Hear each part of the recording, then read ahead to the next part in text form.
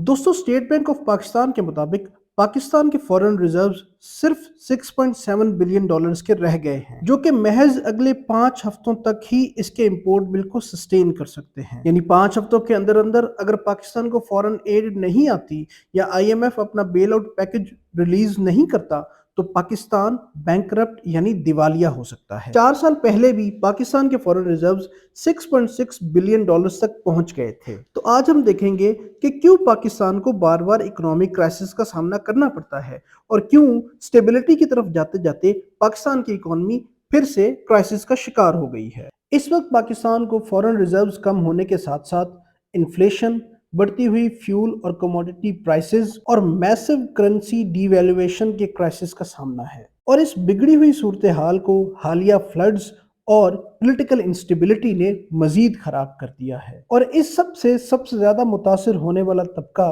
पाकिस्तान का गरीब तबका है। अगर इस तमाम क्राइसिस की 3 मेन रीजंस आइडेंटिफाई की जाएं तो वो inconsistent economic policies, pursuit of wrong priorities और बैड गवर्नेंस हैं। 75 सालों में पाकिस्तान के तरक्की ना कर पाने के पीछे यही 3 मेन रीजंस कार फरमा हैं। ये तीनों रीजंस इस कदर अहम हैं कि इन पर हम एक एक वीडियो मजीद बनाएंगे। वर्ल्ड बैंक के पाकिस्तान डेवलपमेंट अपडेट के मुताबिक पाकिस्तान की इकोनॉमी फाइनेंशियल ईयर 2022 में मैक्रो इकोनॉमिक एडजस्टमेंट्स की वजह से ग्रो तो की, मगर इसके नतीजे में इकोनॉमिक इम्बैलेंस बढ़ा, जिसकी मैनिफेस्टेशन ये है कि साल 2022 में current account deficit 17.3 billion dollars और ट्रेड डेफिसिट 44.8 बिलियन डॉलर्स रहा। इस तरह पाकिस्तान ने साल 2022 में रिकॉर्ड करंट अकाउंट डेफिसिट और रिकॉर्ड ट्रेड डेफिसिट का सामना किया।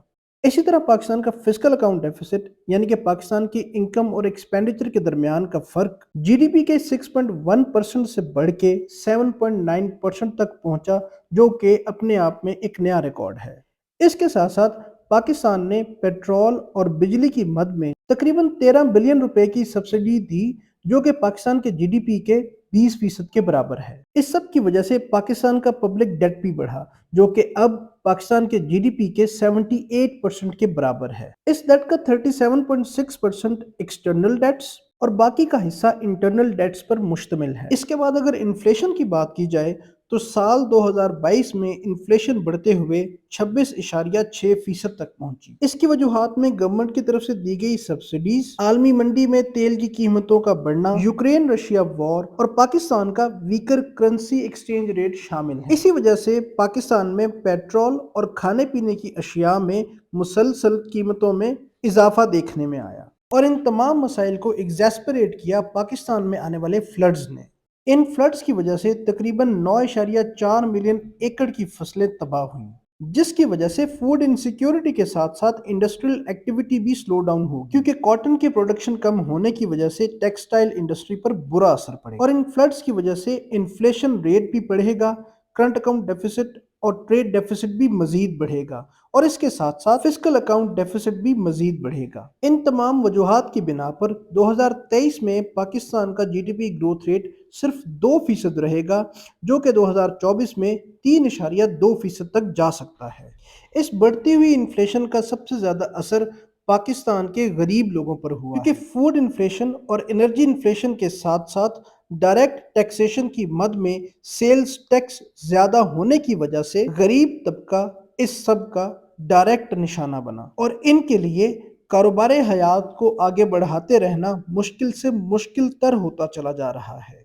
इस सब से निपटने के लिए वर्ल्ड बैंक ने कुछ तजावीज भी दी हैं। गरीब तबके को रिलीफ देने के लिए जरूरी है कि सेंसिटिव फूड आइटम्स जिनमें के गंदम, खाने का तेल और इस तरह की दूसरी रोजमर्रा की अशिया शामिल हैं, उन पर इंपोर्ट ड्यूटी को कम किया जाए ताकि ये कम कीमतों पर गरीब तबके को मुहैया की जा सकें। इसके अलावा हालिया फ्लड्स की वजह से कॉटन और दीगर क्रॉप्स की कमी को पूरा करने के लिए इंडिया के साथ ट्रेड रूट खोलने पर भी गौर किया जा सकता है, क्योंकि हमसाया मुल्क होने की वजह से इंडिया इन तमाम अशिया का एक सस्ता सप्लायर साबित हो सकता है। इसके साथ साथ सोशल प्रोटेक्शन प्रोग्राम्स की टेम्पररी और टारगेटेड एक्सपेंशन करके भी गरीब आवाम को रिलीफ दिया जा सकता है। मिसाल के तौर पर बेनजीर इनकम सपोर्ट प्रोग्राम, जिसके तहत 8 मिलियन लोग पहले ही फायदा हासिल कर रहे हैं। इन्फ्लेशन को मद्देनजर रखते हुए इनमें से ज्यादा वल्नरेबल लोगों को फायदा पहुंचाया जा सकता है, मगर इसके साथ साथ कुछ स्ट्रक्चरल रिफॉर्म्स भी अर्जेंट बेसिस पे करना जरूरी है। मिसाल के तौर पर एनर्जी सेक्टर में एनर्जी प्रोड्यूस करने और डिस्ट्रीब्यूट करने की कॉस्ट को कम करना बहुत जरूरी है। इसके लिए आईपीपीज यानी इंडिपेंडेंट पावर प्रोड्यूसर्स के साथ मुआहदों को रीनिगोशिएट करना बहुत जरूरी है, और इसके साथ साथ कस्टमर्स को इंसेंटिवाइज करना कि वो सोलर एनर्जी जैसे ज्यादा एफिशिएंट तरीकों पर शिफ्ट हों, एनर्जी की प्राइसेस को कम करने में बहुत मदद दे सकता है। इसके साथ साथ एग्रीकल्चर की मद में दी जाने वाली सब्सिडीज को कम करना, रिसर्च के जरिए ज्यादा एफिशिएंट बीज प्रोड्यूस करना और एग्रीकल्चर को ज्यादा कंपेटिटिव बनाना ऐसे मिड टर्म स्टेप्स हो सकते हैं जो पाकिस्तान की इकोनॉमी को सस्टेनेबल बुनियादों पर कायम करें। दोस्तों, इसके अलावा पाकिस्तान की इकोनॉमी को इम्प्रूव करने के लिए क्या स्ट्रक्चरल चेंजेस लाने की ज़रूरत है, ये जानने के लिए हमारी अगली वीडियो का इंतज़ार करें। उम्मीद है हमारी आज की वीडियो आपको पसंद आई होगी। ऐसी सूरत में वीडियो को लाइक करें, शेयर करें, चैनल को सब्सक्राइब करें और मज़ीद वीडियोज़ के लिए हमारे साथ जुड़े रहें।